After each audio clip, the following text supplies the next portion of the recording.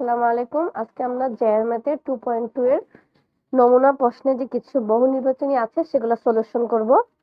তো 1 নাম্বার বহু নির্বাচনটা কি বলা আছে? a = এত, b = এত হলে a গুণ b সেটের উপাদান সংখ্যা কত? তাহলে আমরা আগে অঙ্কটা করে বের করি অ্যানসারটা কি আসে। আমাদের বলছে a গুণ b এর উপাদান সংখ্যা কত? তাহলে a মানে কত? 2 3 4, b মানে 1 2। এটা আমরা আগেও শিখেছি, সেকেন্ড ব্র্যাকেট দিয়ে ফার্স্ট ব্র্যাকেট তারপরে বসাতে হয়।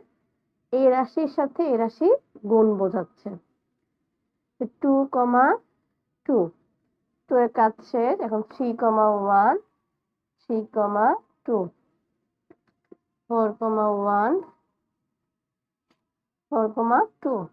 ওকে, তাহলে এটা যদি হিসাব করে এখানে কয়টা সেট পাচ্ছ? 1 2 3 4 5 6, অ্যান্সার 6। তাহলে অ্যান্সার হবে একের গ। একের অ্যান্সার হবে গ। এটা হচ্ছে অ্যান্সার এই অবজেক্টিভে। 2 নাম্বারে কি বলা আছে? এ ইউনিয়ন বি হলে, আচ্ছা 3টা অপশন দিয়েছে। তাহলে আমরা প্রথম অপশন 2 এর 3টে যে অপশন, আমরা প্রথমে কি বলছি? এ = এত, বি = এত। তাহলে আমরা দেখি এ আর বি এর যে মানটা দেওয়া আছে সে মান দিয়ে এ ইউনিয়ন বি এর মানটা সেম আসে কিনা সেটা এখন আমরা টেস্ট করি। এ ইউনিয়ন, আচ্ছা সরি, এটা তো আমি আগে মানটাকে লিখি। এ = এত, বি = এত। তাহলে এ ইউনিয়ন বি সমান, এর মান হচ্ছে এ বি, বি এর মান হচ্ছে এ বি। ইউনিয়ন মানে আমরা কি জানি? লসাগু, মানে যা আছে সব যাবে, যা সেম নাম্বারের সংখ্যা একবারই যাবে। এ বি দুইবার করে আছে, আমরা একবারই নিব, A comma B comma C. তাহলে অ্যান্সার কিন্তু একটা মিলল। তারপর বলছে P of A union B এর উপাদান সংখ্যা আর। Okay fine. এখন আমরা কি দেখতেছি? এটা কিন্তু 1 নাম্বারটা মিলল। এখন 2 নাম্বারটা কি বলছে? উপাদান সংখ্যা 8। এখন এ ইউনিয়ন বি এর উপাদান সংখ্যা কত? আমরা দেখতেছি 3টি। আমরা জানি উপাদান সংখ্যা বের করার সূত্র কি? 2n। n এর জায়গায় যদি আমরা 3 বসাই তাহলে কত হচ্ছে আমার? 8। তাহলে এটাও অ্যান্সার মিলল। আর এ একটি সসীম সেট, যার হচ্ছে মানটা বের করা যাচ্ছে ক্লিয়ারলি, তো এটা সসীম সেট হবে। তাহলে 3টেই হবে এটার অ্যান্সার। 2 এর অ্যান্সার হবে কততে? ঘ।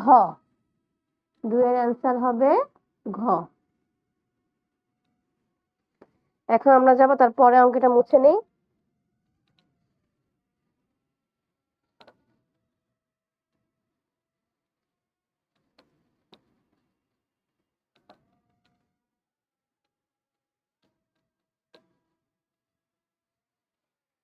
আচ্ছা, 3 নাম্বার কোশ্চেনটা কি বলা আছে? সেট গঠন পদ্ধতিতে এ সেটের গঠন সংখ্যা প্রকাশ করো। ওকে ফাইন, আমরা কি তুলি এ সমান সমান 6, 7, 8, আচ্ছা 13 পর্যন্ত আছে। তাহলে এই মানটা যারা কন্ডিশন দিয়েছে, আমি কন্ডিশন গুলো একটু লিখি তাহলে তোমাদের বোঝাতে ইজি হবে। x belongs to n, 6 less than x, 6 greater than x, less than 13, এটা একটা। খ number, x belongs to n, 6 greater than equal x, less than 13, গ।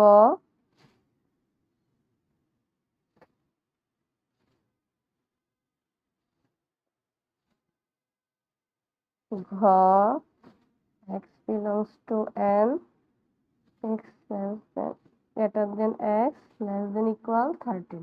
ওকে, এখন আমাদের বলছে কোনটা হবে অ্যান্সার। ওরা কিন্তু আর কিছু বলে নাই, জোর বিজোর কন্ডিশন কিচ্ছু বলে নাই, কোনো কিছু উল্লেখ করা নাই। এখন খেয়াল রাখবা 6 থেকে শুরু, 13 গিয়ে শেষ হয়ে গিয়েছে। তাহলে এইসব ক্ষেত্রে এটা মনে রাখতে হবে যে যেহেতু ওকে সহ আমার অ্যান্সারটা হবে, তাহলে 6 এখানে ইকুয়াল আছে, 13ও ইকুয়াল আছে। যদি খেয়াল করে 6 এখানে কিন্তু ইকুয়াল নাই, 30ও নাই, মানে 6 আর 30 এর মধ্যে যারা আছে তাদের ক্যান্সেল। তাহলে এটা তো হচ্ছে না, কারণ আমাকে 6 সহ আর 30 সহ নিতে হবে। ঠিক সেম ভাবে এটা যদি খেয়াল করো, এটা ইকুয়াল আছে তো 6 সহ, কিন্তু এটা নাই। এখানে ইকুয়াল বোথে আছে, এখানে আবার 6 এ নেই, 30 নেই। তার মানে যেটা বোথে আছে 6 ও নেওয়া যাবে, 30 ও নেওয়া যাবে, ওদের সহ মাঝখান যারা আছে তারা সবাই। তার মানে অ্যান্সার হবে 3 এর গ। তারপর আমরা এখন যাই পরের 4 নম্বর অঙ্কে। 4 নম্বর অঙ্ক এটা লাগবে আমাদের, কারণ 3 4 এর মান দিয়ে। এখন আমাকে বলছে এ সেটের মৌলিক সংখ্যাগুলো সেট করতে। হ্যাঁ, মৌলিক মানে কি? যে সংখ্যাকে 1 দ্বারা অন্য কোনো সংখ্যা দিয়ে ভাগ যায় না। 6 কিন্তু 2 দিয়েও ভাগ যায়, 3 দিয়েও ভাগ যায়, 1 দিয়ে তো যায়নি। আর 6 নিজে দিয়ে নিয়ে যায়, তবে নিজেকে দিয়ে ভাগ যাবে আর 1 দিয়ে ভাগ যাবে, সেটাই হচ্ছে আমাদের মৌলিক সংখ্যা। এটাও কিন্তু অন্য সংখ্যা দিয়ে যায়, এটাও যায়, এটাও যায়, শুধুমাত্র 11 13 আর 7 যায় না, রাইট? তাহলে আমার মৌলিক সংখ্যা কত? 7 11 13। তাহলে অ্যান্সার কত? 7 11 কততে আছে? গতে। তাহলে 4 এর গ হচ্ছে আমার অ্যান্সার। তাহলে আশা করি তোমরা অবজেক্টিভ গুলো বুঝতে পেরেছো। আমি শুধু আজকে অবজেক্টিভ গুলো রাখলাম, নেক্সট ক্লাসে আমরা সৃজনশীলটা সলভ করবো। আজকের মতো এইটুকু।